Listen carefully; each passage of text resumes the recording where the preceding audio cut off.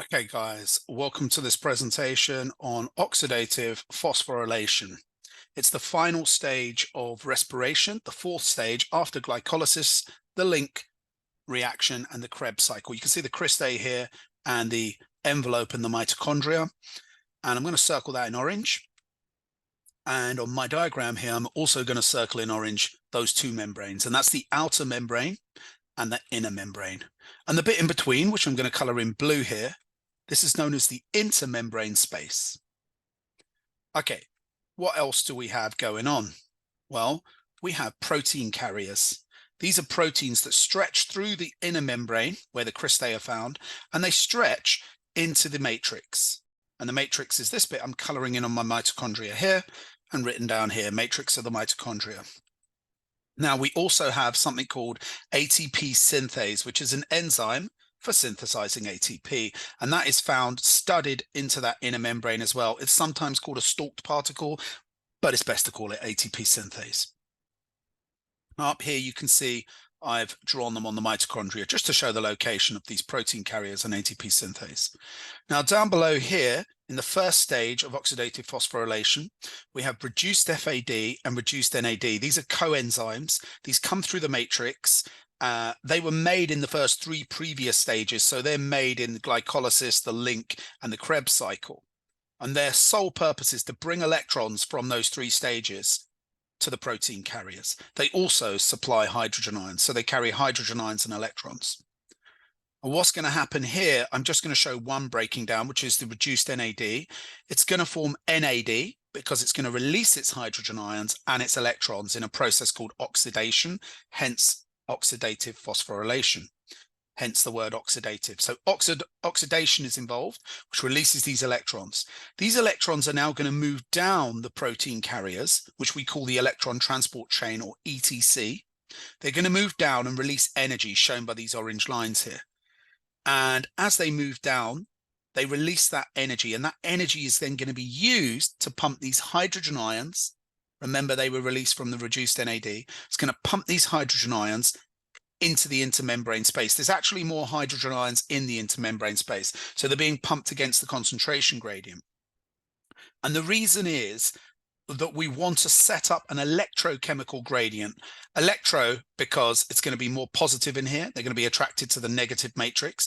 And chemical, because there's a higher concentration of hydrogen ions. So they want to diffuse, well, facilitated diffusion through ATP synthase into the matrix.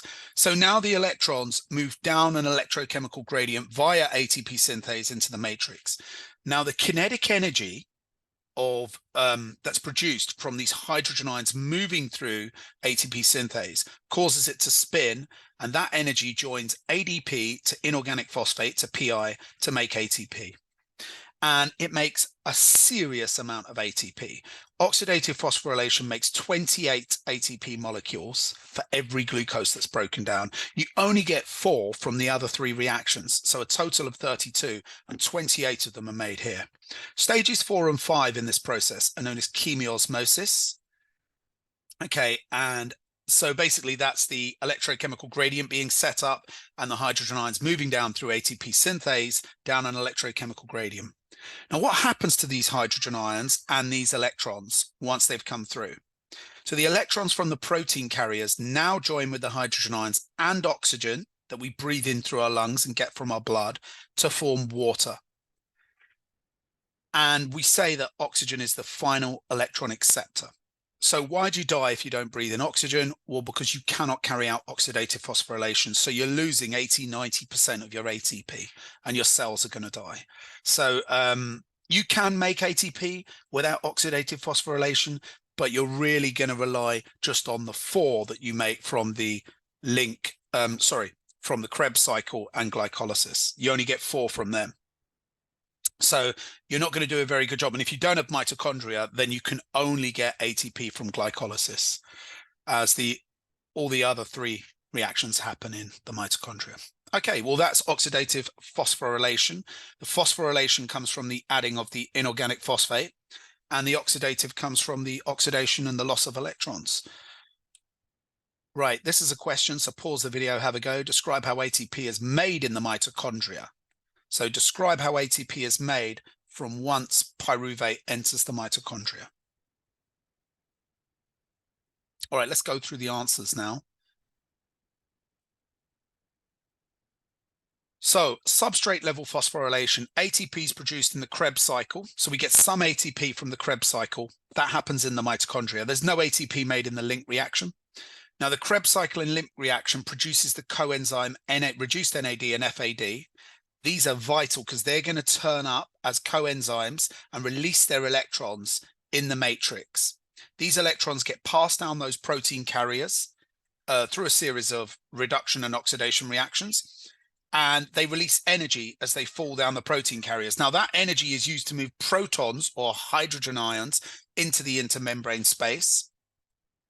And through chemiosmosis, or moving down the electrochemical gradient, chemiosmosis here, ADP is joined with PI to form ATP.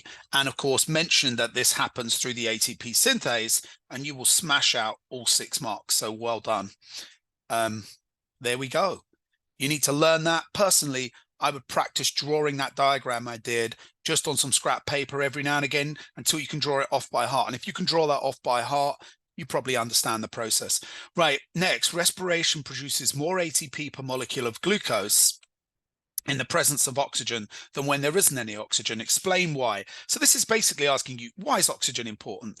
And 2 marks. So we definitely want to mention oxygen's the final electron acceptor. Without oxygen, the electron transport chain will not occur. So you're not going to get any energy to perform chemiosmosis, okay?